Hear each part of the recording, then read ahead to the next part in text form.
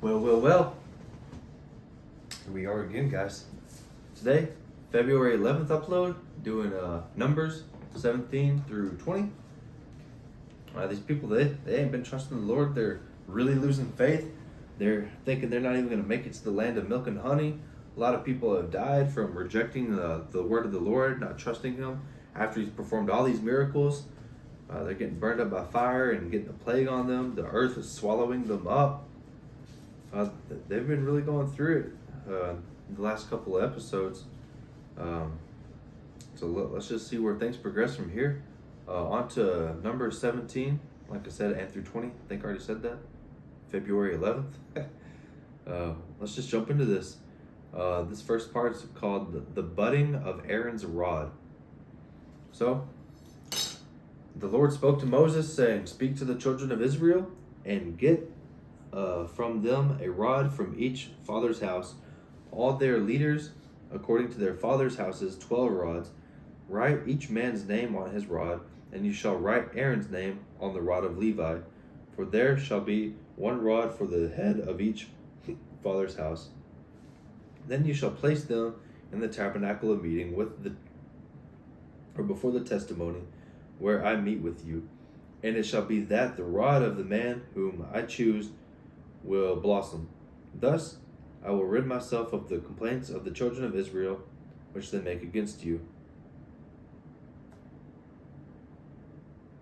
Okay, and I guess that's what Moses is saying to the children of Israel. That's what the Lord commanded him.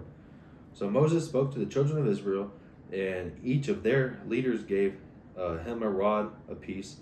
For each leader, according to their father's houses, 12 rods, and the rod of Aaron was among them. And Moses placed the rods before the Lord in the tabernacle of witness. Now it came to pass on the next day that Moses went into the tabernacle of witness, and behold, the rod of Aaron, a house of Levi, had sprouted and put forth buds and produced blossoms and yielded ripe almonds. Then Moses brought out of the rods from the room to the children of Israel, and they looked, and each man took his rod. And the Lord said to Moses, "Bring Aaron's rod back before the testimony to be kept as a sign against the rebels, that you may put their complaints away from me, lest they die." Thus did Moses, just as the Lord had commanded him, so he did. So the children of Israel spoke to Moses, saying, "Surely we die, we perish, we all perish. Whoever comes near the tabernacle of the Lord must die. Shall we all utterly die?" So these people, they're thinking, what's the use? Like, we're all going to die. All right. On to Numbers 18, duties of priests and Levites.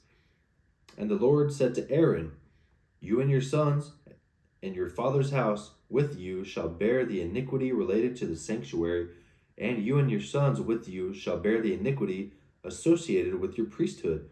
Also, bring with you your brethren of the tribe of Levi, the tribe of your father, that they may be joined with you and serve you, while you and your sons are with you before the tabernacle of witness. They shall attend to your needs and all the needs of the tabernacle, but they shall not come near the articles of the sanctuary and the altar, lest they die. They and you also. They shall be joined with you and attend the needs of the tabernacle of meeting, for all the work of the tabernacle, but as an outsider shall not come near you." But an outsider shall not come near you. "And you shall attend to the duties of the sanctuary and the duties of the altar, that there may be no more wrath on the children of Israel. Behold, I myself have taken your brethren, the Levites, from among the children of Israel. They are a gift to you, given by the Lord, to do the work of the tabernacle of meeting. Therefore, you and your sons with you shall attend your priesthood for everything at the altar and behind the veil, and you shall serve. I give you priesthood as a gift for service, but the outsider who comes near shall be put to death." And then on to the next part of Numbers 18, starting at 8. Offerings for support of the priest. And the Lord spoke to Aaron and said, Here I myself have also given you charge of my heave offerings, all the holy gifts of the children of Israel. I have given them as a portion to you and your sons as an ordinance forever.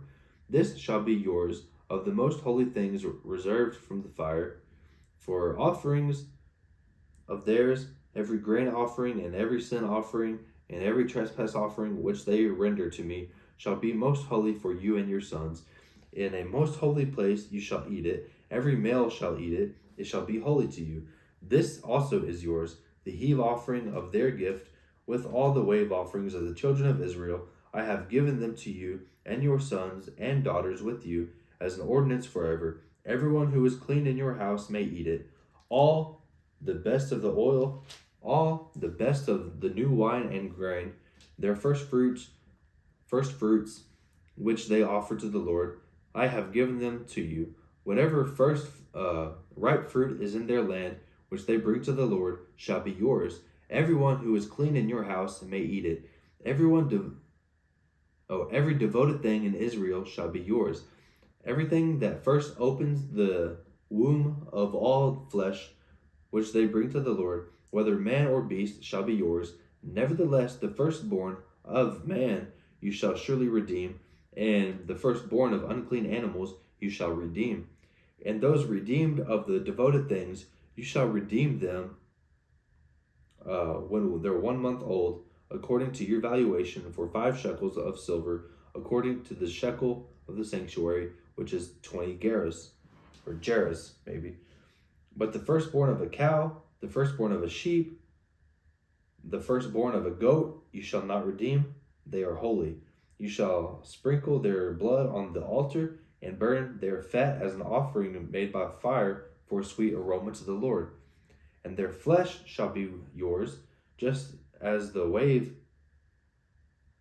breast of the right thigh are yours.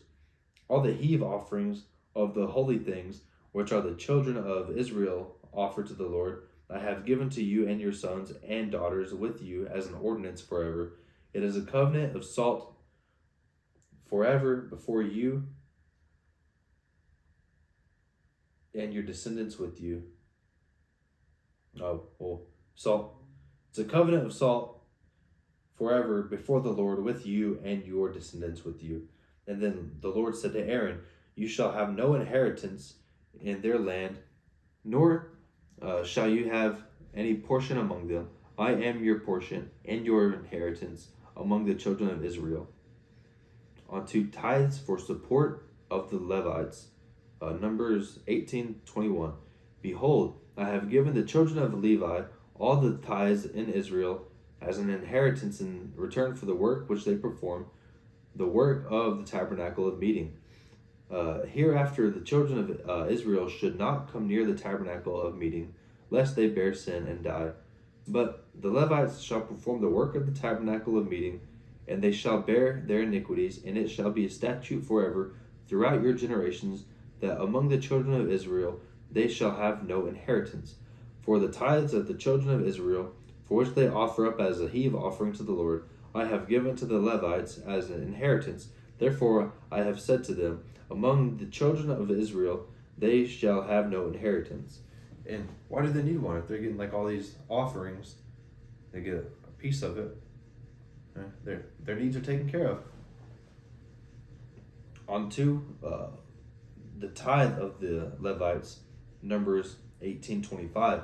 Then the Lord spoke to Moses, saying, Speak thus to the Levites and say to them, When you take from the children of Israel the tithes which I have given you from them as your inheritance, then you shall offer up a heave offering of it to the Lord, 1/10 of the tithe. And your heave offering shall be reckoned to you as though it were the grain of the threshing floor, as the fullness of the winepress. Thus you shall also offer a heave offering to the Lord from all your tithes, which you receive from the children of Israel, and you shall give the Lord's heave offering from it to Aaron the priest. All of your gifts you shall offer up, every heave offering due to the Lord, from all the best of them, the consecrated part of them. Therefore, you shall say to them, when you have lifted up the best of it, then the rest shall be accounted to the Levites as the produce of the threshing floor, as the produce of the winepress. You may eat it in any place, you and your households, for it is your reward for your work in the tabernacle of meeting, and you shall bear no sin because of it when you have lifted up the best of it. But you shall not profane the holy gifts of the children of Israel, lest you die. On to Numbers 19. Laws of purification. Now the Lord spoke to Moses and Aaron, saying, this is the ordinance of the law for which the Lord has commanded, saying, speak to the children of Israel, that they bring you a red heifer without blemish, in which there is no defect, and on which a yoke has never come. You shall give it to Eleazar the priest, that he may take it outside the camp, and it shall be slaughtered before him. And Eleazar the priest shall take some of its blood with his finger, and sprinkle some of the blood 7 times directly in front of the tabernacle of meeting. Then the heifer shall be burned in his sight, its hide, its flesh, its blood, and its offal shall be burned. And the priest shall take cedar wood and hyssop and scarlet, and cast them into the midst of the fire, burning the heifer. Then the priest shall wash his clothes, he shall bathe in water, and afterward he shall come into the camp. The priest shall be unclean until evening. And the one who burns it shall wash his clothes in the water, bathe in the water, and shall be unclean until evening. Then a man who is clean shall gather up the ashes of the heifer and store them outside of the camp in a clean place, and they shall be kept for the congregation of the children of Israel, for the water of the purification. It is for purifying from sin. And the one who gathers the ashes of the heifer shall wash his clothes and be unclean until evening. It shall be a statute forever to the children of Israel and to the stranger who dwells among them. He who touches the dead body of anyone shall be unclean 7 days. He shall purify himself with the water, and on the 3rd day and on the 7th day, then he will be clean. But if he does not purify himself on the 3rd day and the 7th day, he will not be clean. Whoever touches the body of anyone who has died and does not purify himself defiles the tabernacle of the Lord. That person shall be cut off from the Israel. He shall be unclean because of the water of purification was not sprinkled on him. His uncleanliness is still on him. This is the law when a man dies in a tent. All who come into the tent and all who are in the tent shall be unclean 7 days. And every open vessel which has no cover fastened on it is unclean. Whoever is in the open field, who touches who is slain by sword, or who has died, or a bone of a man, or a grave, shall be unclean 7 days. And for an unclean person they shall take some of the ashes from the heifer burnt for purification from sin, and running water shall be put on them in a vessel. So they take the ashes, put them in like a container, and put water in it. A clean person shall take hyssop and dip it in the water, sprinkle it on the tent and on the vessels, on the person who were there, or on the one who has touched the bone, the slain, the dead, or a grave. The person who is clean shall sprinkle the unclean on the 3rd day and on the 7th day, and on the 7th day he shall purify himself, wash his clothes, and bathe in water, and at evening he shall be clean. But the man who is unclean and does not purify himself, that person shall be cut off from among the assembly, because he has defiled the sanctuary of the Lord. The water of purification has not been sprinkled on him. He is unclean. I wonder if there's like a time limit, like you become unclean. Like, can you just like wait till the next day to become, start the process? Or, I don't know, maybe it's like 3 days after you touch it, like the 3rd day and the 7th day. I don't know. You'd think they'd like have to keep logs of all this. Anyway, onward. It shall be a perpetual statute for them. He who sprinkles the water of purification shall wash his clothes, and he who touches the water of purification shall be unclean until evening. Whatever the unclean person touches shall be unclean, and the person who touches it shall be unclean until evening. And that really confuses me. It's like they touch anything, that's unclean. And so like how do they clean all the things that they touch? I don't know. Maybe they gotta sprinkle the purification water on the items and every third and seventh day. I don't know. On to Numbers 20. Moses' error at Kadesh. Then the children of Israel, the whole congregation, came into the wilderness of Zin in the first month, and the people stayed in Kadesh, and Miriam died there and was buried there.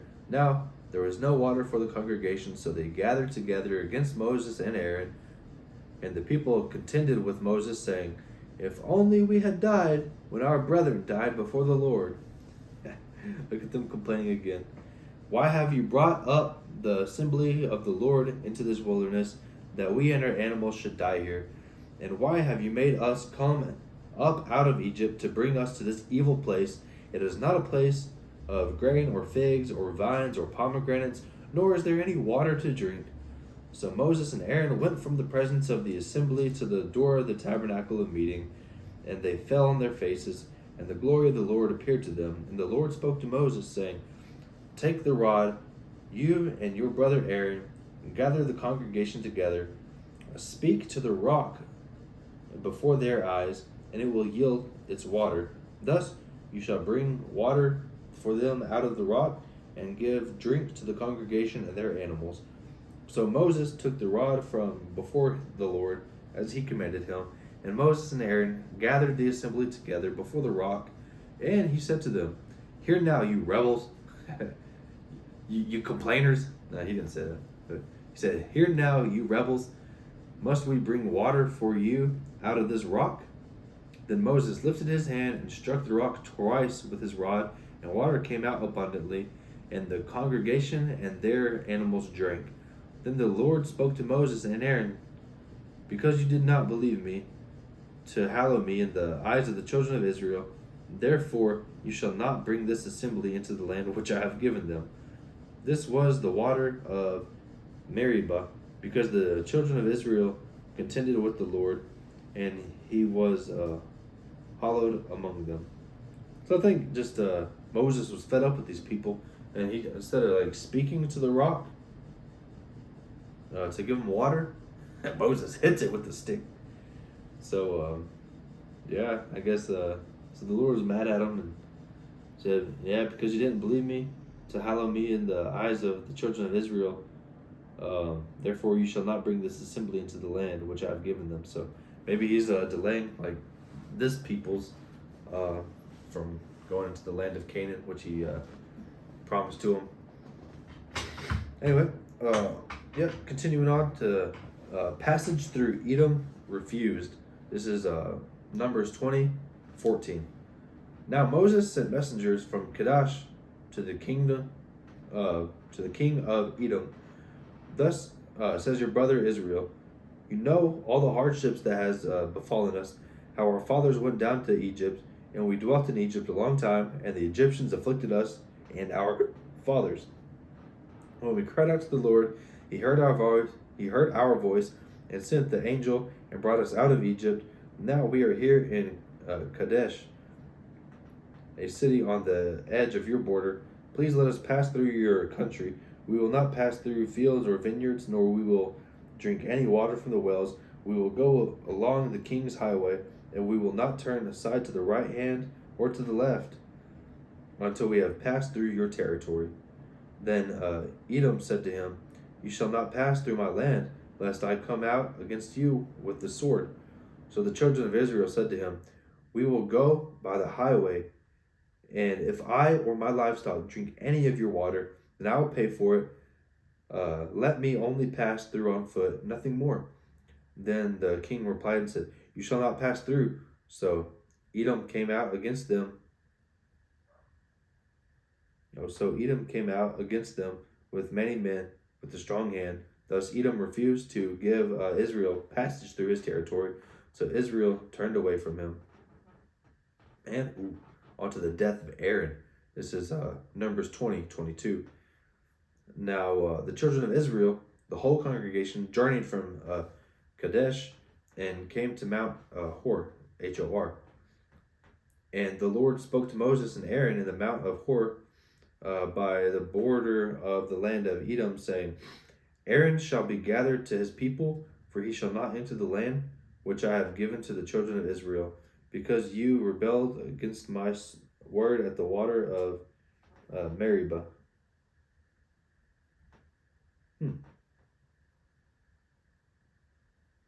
Man. So, I don't know. So Aaron's not allowed into the land because Moses like didn't behave when he hit the rock instead of speaking to it. Well, anyway, the Lord's saying, take Aaron and Eleazar, his son, and bring them up to Mount Hor, and strip Aaron of his garments, and put them on Eleazar his son, for Aaron shall be gathered to his people and die there.